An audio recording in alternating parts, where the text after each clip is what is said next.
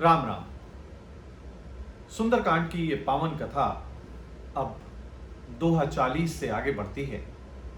अभी तक आपने सुना कि किस प्रकार से विभीषण रावण को समझाने का प्रयत्न कर रहे हैं, किस प्रकार से वो उनको नीति के अनुसार, वेदों में लिखी हुई बातों के अनुसार ये समझाने का प्रयत्न कर रहे हैं कि सीता मैया को भगवान श्री रामचंद्र जी को वापस करके उनकी शरणागति में चले जाने से ही स्वयं रावण का भी भला होगा और संपूर्ण राक्षस जाति का भी।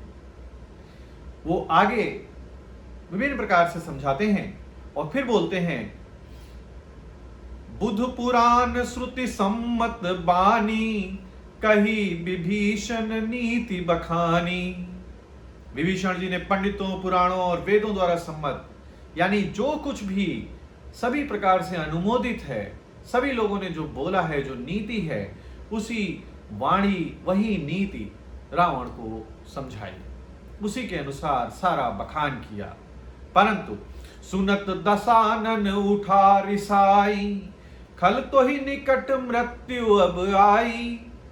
परंतु जो अभिमान में है, जिसे अपने अतिरिक्त कोई दूसरा श्रेष्ठ लगता ही नहीं है, वो रावण ये सब कुछ सुन करके बहुत ही क्रोधित हो उठा और बोलता है कि रे दुष्ट, तेरी मृत्यु अब निकट आ गई है। यदि आप किसी मूर्ख को उपदेश देंगे तो उसमें अपना ही अहित हो सकता है। ये भी एक विचार करने योग्य बात है। जियसि सदा सठ मोर जियावा, रिपुकर पक्ष मूढ़ तो ही भावा। वो बोलता है विभीषण से कि रे दुष्ट, तू जीता है सदा मेरा जिलाया हुआ, यानी तू मेरे ही खाने के ऊपर पल रहा है। मैं ही तुझे जो दे रहा हूं वही खा करके तू जीवित है, लेकिन मूढ़ पक्ष तुझे शत्रु का ही अच्छा लगता है, यानी तू खा तो मेरा रहा है परंतु प्रशंसा शत्रु की कर रहा है। कहस नखल यस को जग माही, भुज बल जाहि चिता मैं नाही। रावण बोलता है कि संसार में ऐसा कौन है जिसे मैंने अपनी भुजाओं के बल से नहीं जीता है, और तू मुझे ही राम की शरणागति में जाने को बोल रहा है। रावण क्रोधित है। ममपुर बस तपसिन पर प्रीति, सठ मिल जायति नहीं कहू नीति। वो कहता है कि मेरे नगर में रह करके प्रेम करता है उन तपस्वियों पर जो स्वयं अपने देश से निकाल दिए गए हैं, भटक भटक जंगल जंगल भटक रहे हैं, ऐसे तपस्वियों पर तुझे स्नेह है तो मूर्ख उन्हीं से जाकर के मिल और उन्हीं को जाकर के अपनी नीति बता, क्योंकि यहाँ किसी को तेरी नीति की आवश्यकता नहीं है, यहाँ सभी ज्ञानी हैं, किसी को ज्ञान की आवश्यकता नहीं है।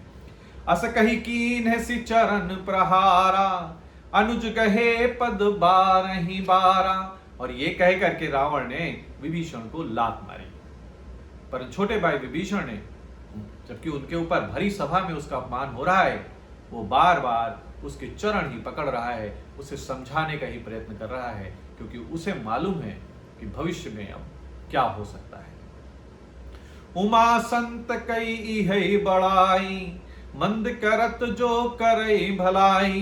भगवान शंकर जी मैया से माता पार्वती को यह कथा सुनाते हुए कहते हैं कि हे उमा, संत की यही महिमा है, सज्जन व्यक्तियों की यही बड़ाई है कि वे बुराई करने पर भी बुराई करने वाले की भलाई ही करते हैं, यानी उस बुराई को वो हृदय से नहीं लगाते, परंतु सामने वाले को वही उपदेश देते हैं जो उसके हित में है।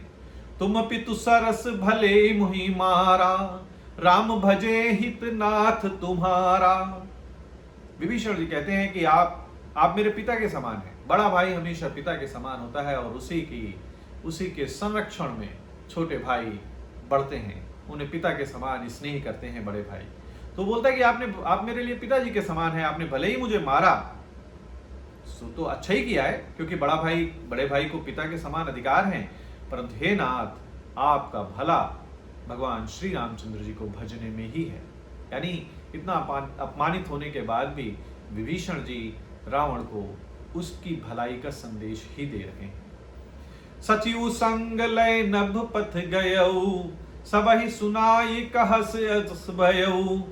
और इतना कहकर विभीषण जी अपने मंत्रियों को लेकर के आकाश मार्ग में गए और सबको सुनाकर उन्होंने क्या कहा, अपना अंतिम संदेश जो उन्होंने रावण की उस सभा के अंदर दिया है, वो कहते हैं, राम सत्य संकल्प प्रभु सभा काल बस तोरे, मैं रघुबीर शरण अब जाऊं देहु जन खोरी।